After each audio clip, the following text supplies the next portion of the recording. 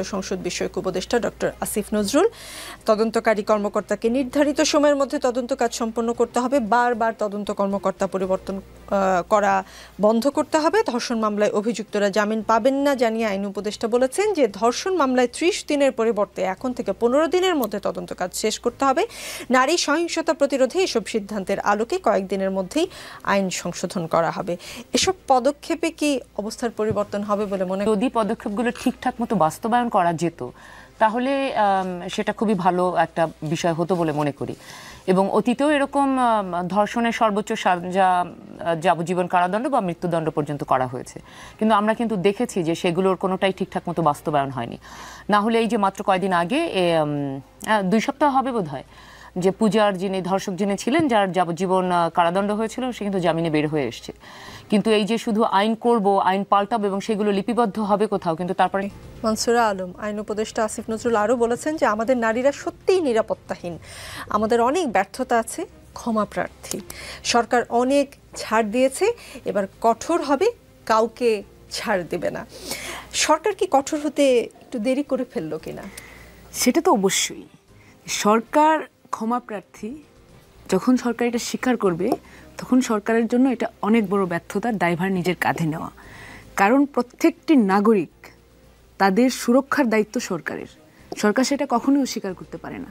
তো এতদিন ধরে এতবার বলা হচ্ছে যে মেয়েরা সহিংসতার শিকার হচ্ছে বিভিন্নভাবে, ছোট ছোট ঘটনা থেকে শুরু করে এই আজকের শিশু ধর্ষণ থেকে পর্যন্ত আসা। এটা তো এই ঘটনা তো একদিনের না, এটা চলমান গত কয়েক মাস ধরে চলছে। এতদিন পরে যদি সরকারের বোধোদয় হয় যে না এখন আমরা ক্ষমা প্রার্থী, তাদের সেই দায়কে তো আমরা জাস্ট ফেলে দিতে পারবো না, যে আপনার সেই দায় গ্রহণ করতে হবে। আপনি ক্ষমা প্রার্থী হয়ে যে স্টেপ এখন পর্যন্ত নিচ্ছেন না, এখন পর্যন্ত আমরা দেখছি না যে আপনারা দৃশ্যমান কি স্টেপ নিচ্ছেন, তাহলে আমরা সেটাকে কি ধরে নেব যে আপনারা ব্যর্থ? তো আপনাদের সেই ব্যর্থতাকে আপনারা কিভাবে ডিফাইন করবেন, আরও জনগণের কাছে আরও কি স্পষ্ট জবাবদিহিতা আপনাদের বাকি আছে, আপনারা সেইটা করেন। আমরা এখন পর্যন্ত কোনো স্টেপ দেখছি না যেটা দিয়ে আপনাদেরকে আমরা আসলেই ক্ষমা করতে পারবো।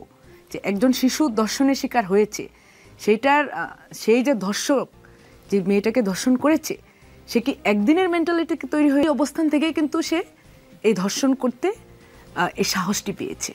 সো এই দায় সরকারের। জি, অর্পিতা শ্যামা দেব আইন উপদেষ্টা আসিফ নজরুল সাহেব বলেছেন আমরা নারীরা সত্যি নিরাপত্তাহীন। তিনি ক্ষমাও চেয়েছেন, ক্ষমা করা যায় কিনা 7 মাস পরে এসে তিনি বলছেন যে আমাদের নারীরা সত্যি নিরাপত্তাহীন। তথ্য উপদেষ্টা মাহফুজ আলম বলেছেন গত 7-8 মাসে যে যেখানে মব ভায়োলেন্স করেছে ব্যবস্থা নেওয়া হবে। গোয়েন্দা তথ্য নেওয়া হচ্ছে, ধর্ষণ, নারী নিপীড়ন বা মব ভায়োলেন্স করে যেখানে যে ঘটনা ঘটবে দায়ীদের বিরুদ্ধে ব্যবস্থা নেওয়া হবে। প্রধান উপদেষ্টার সাথে বৈঠকে এই বিষয়ে কঠোর হওয়ার নির্দেশনা দেওয়া হয়েছে। এখন কঠোর হয়েছেন 7 মাস পরে, এই কঠোরতায় একটু আগে দেখালে অনেকগুলো ঘটনা এড়ানো যেত কিনা?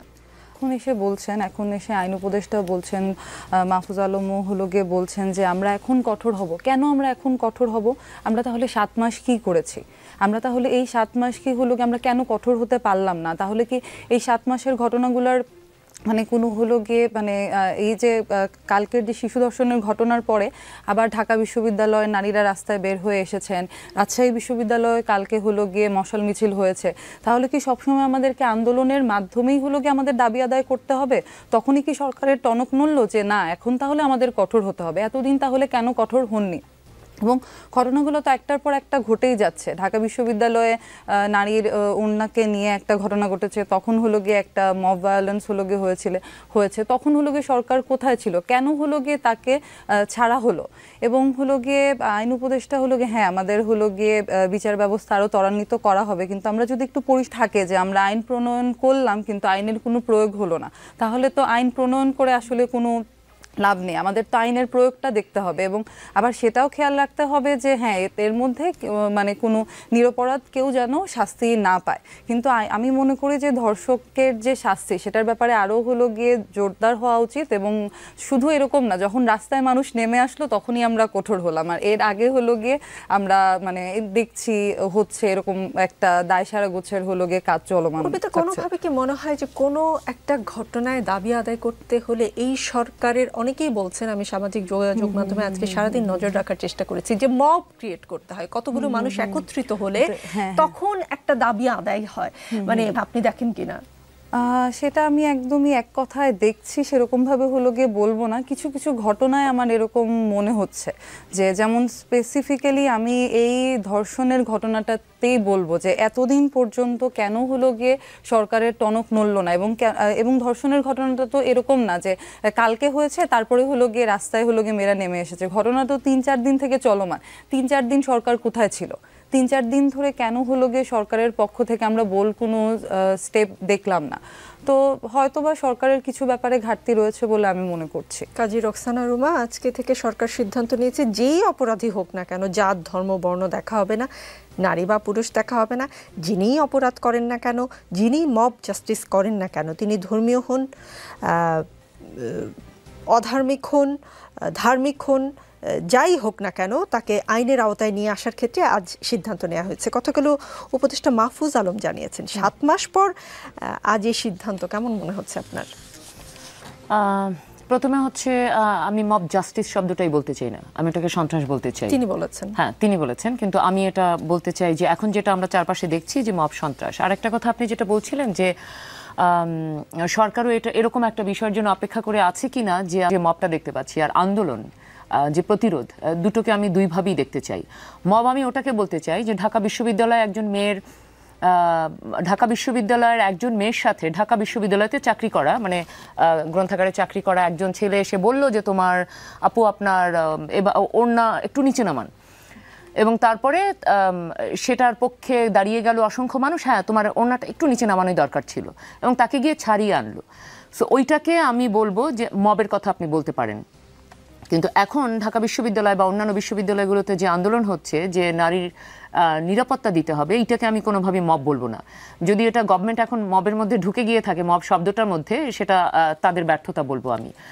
কিন্তু এটা আসলে আপনি যেটা বলেছেন আমি ওটার সাথে পুরোপুরি একমত, যে এখন তারা দেখছেন, এবং এই কথাগুলো তারা বলা শুরু করেছেন কখন, যখন দেখলেন ঢাকা বিশ্ববিদ্যালয়ে মেয়েরা সব একসাথে জড়ো হয়েছে, মেয়েরা রাতে মিছিল করছে, মেয়েদের পাওয়ারটা যখন দেখতে পাচ্ছেন, তখন সেখানেই হচ্ছে তাকে ছাড় দেওয়া যাবে না, সে যে ধর্মেরই হোক না কেন, যে বর্ণেরই হোক না কেন।